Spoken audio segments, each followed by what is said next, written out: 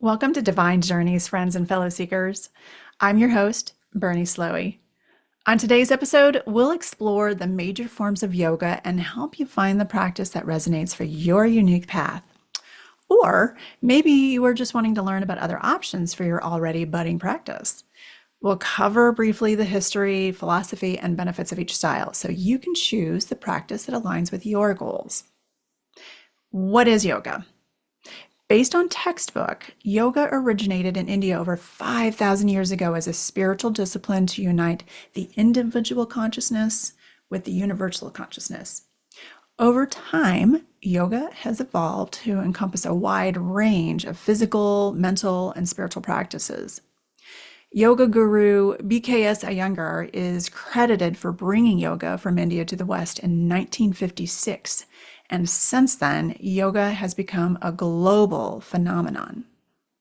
Research shows that a consistent yoga practice can reduce stress and anxiety, improve flexibility, balance and strength, enhance sleep quality, boost mood, and just provide an overall sense of well-being, support health and our heart and lung health, aid in digestion and gut health, sharpen your focus and concentration, and with heated yoga, I've been told, now I don't know if this is true, but I've been told that it can actually lessen hot flashes and night sweats during menopause.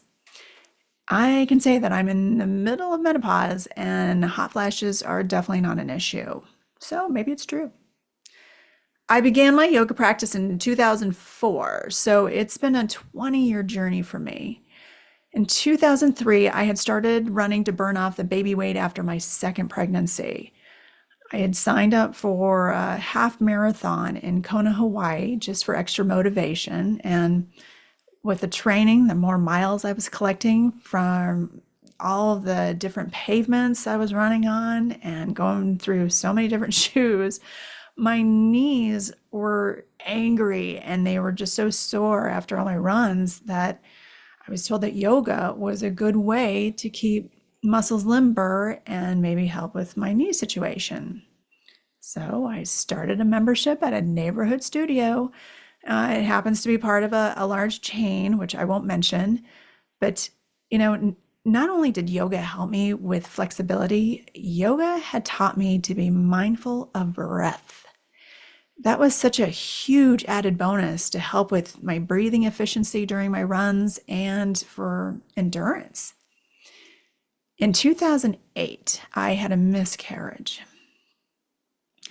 Yoga had become a daily escape to help me with the emotional devastation. When I had my second and third miscarriage, all within 6 months of each other, yoga had become my saving grace. I still get the feels. I remember being in Shavasana, which is the last pose, the corpse pose, where it's just time to just be and soak in the goodness of the practice you just completed. I would just be in absolute tears. And yoga was so comforting. And just all these benefits in many ways. And I would like to know if yoga has had similar benefits for you, or if you have a story to share about your practice, please leave a comment.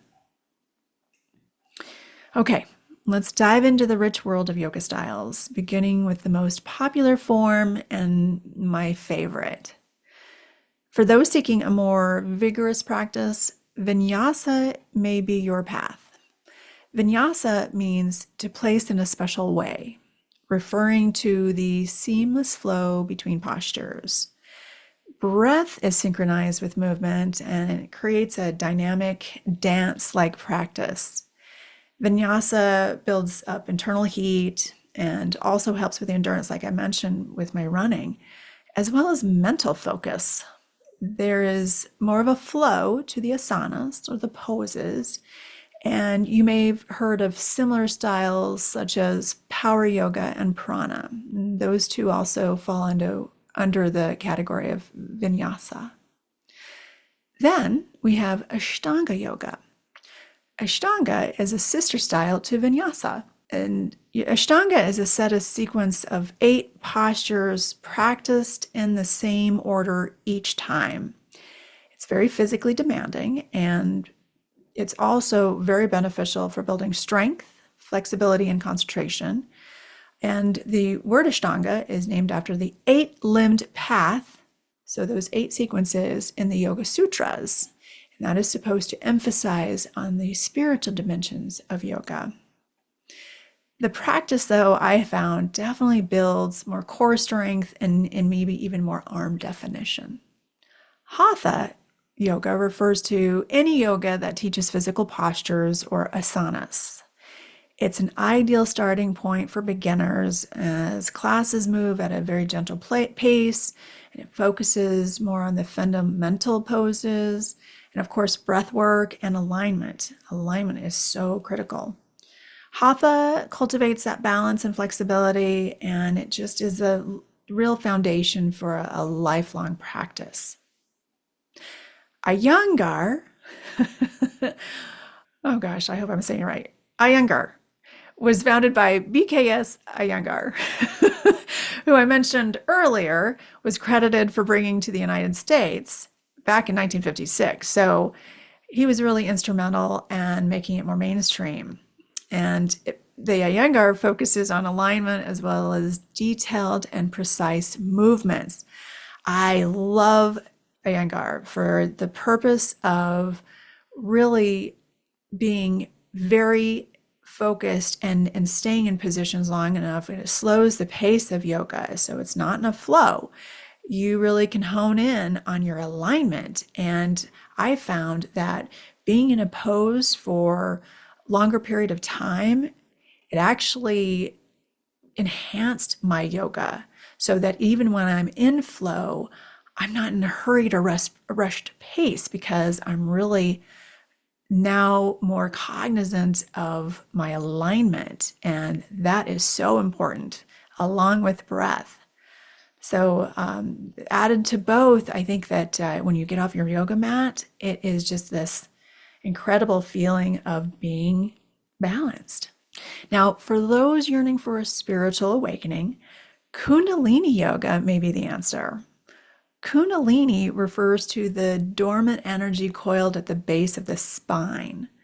Through dynamic movement and breath and chanting, Kundalini yoga aims to awaken this energy, this real current that runs up and down your spine. So just expect to feel invigorated and transformed after a Kundalini class.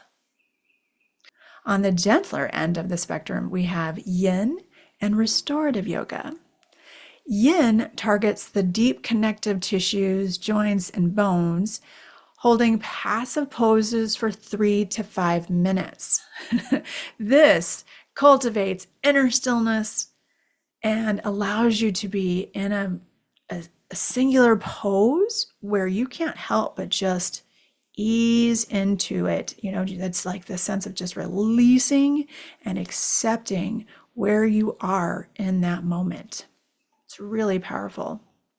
Restorative yoga uses props to support the body and the long-held nourishing poses. So think of like when you're using a yoga belt or the blocks and in even those special pillows. I really love restorative yoga. That is the thing that I like to do in the evening as well. I prefer most yoga in the morning, but restorative and yin, I really like that in the evening because it's a wonderful way just to relax and end a stressful day at work, and just help for preparing for a good night's sleep. It's actually, I would say restorative is my second favorite form of yoga. Another notable style is Bikram yoga. Now, Bikram is practiced in a heated room at about 105 degrees. It's about 40% humidity, and it's all meant to, sweat and detoxify the body. It follows the same 26 basic postures every class. Now, on a side note, Bikram is not one of my favorites. Not so much about the heat, but I think it bores me a little bit just to have the same 26 poses each time. But Bikram Chaudhuri, I think I'm saying that correctly, the last name. Bikram, though, was faced with sexual assault and harassment lawsuits in the US and then fled to Mexico in 2017. Many studios that were formerly Bikram now practice under the label of Hot Yoga, and it's just in an effort to disassociate from the founder.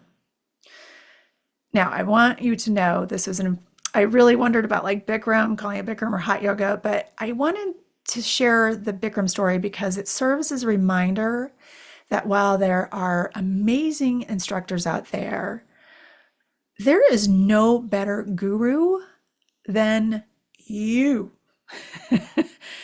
And you're going to probably hear me say that over and over again. Always follow your own GPS internal guidance to determine what the best style or styles of yoga are for your unique needs, for your specific goals. So hopefully today, based on learning a little bit more about the different styles, we may just dive deeper with some yoga instructors that practice specific yoga to help you understand the practice even deeper. So as we close today's Divine Journey episode, I encourage you to reflect on which yoga style speaks to your soul. Remember, yoga is a personal journey of self-discovery. Trust your intuition and let your practice evolve with you. There are various places to practice yoga that make it convenient and provide many styles that suit your ability and preference and convenience.